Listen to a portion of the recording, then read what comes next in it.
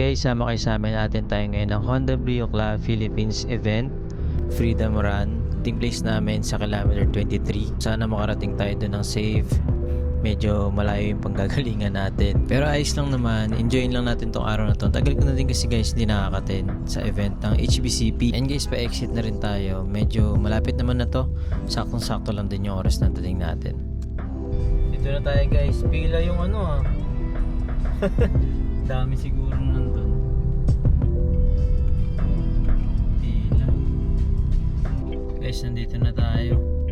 Dami namin. Ayun pa iba sa likod. Kunan natin mamaya. Ito, meron pa ditong lime sa likod. Saka pula. Ilinis ng brio nila.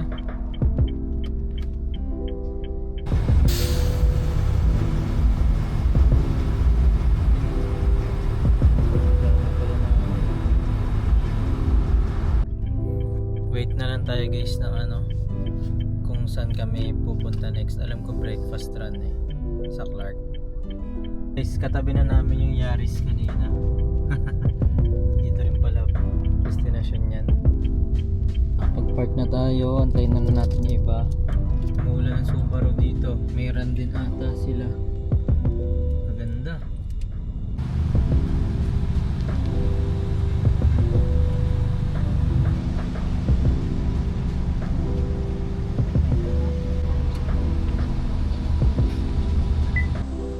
Isa nga pala guys sa mga maangas na brio dito, itong kay Audrey DD1. Follow nyo siya sa TikTok guys. Grabe yung fitment, wala ka na makapasok o daliri dyan. Tapos clear taillight, car show and track ready.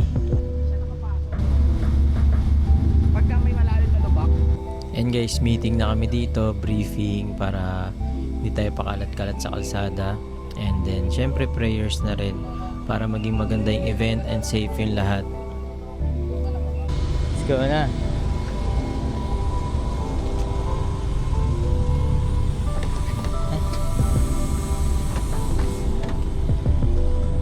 Lang ako, hindi ako familiar sa lugar.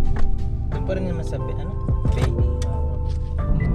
Take off na kami guys, papunta na kami ngayon sa Angeles, Pampanga, yung Freedom Run.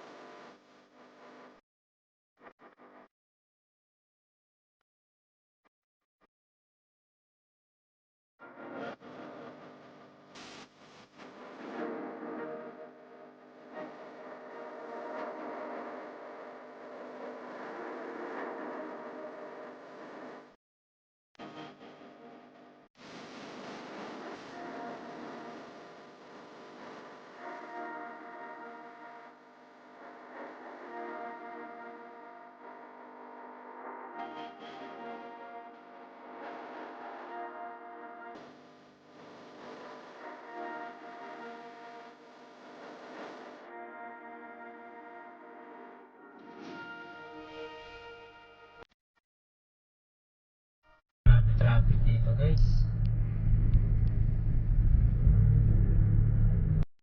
Kaya nga pala traffic dyan guys, pinadaanan kami, nasira ang truck. Ayun, nakaharang siya sa gitna. One sir pa.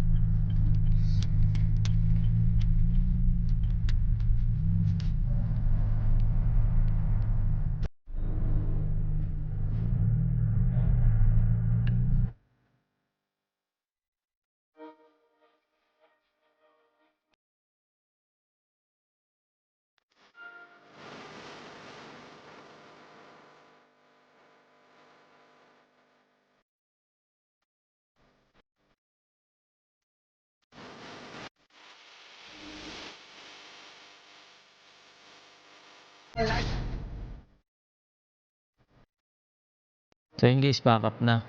Sobrang dami natin nakilala. Sobrang babait ng members. Yung mga officers, especially mga new joiners. Sobrang ganda ng naging bonding natin.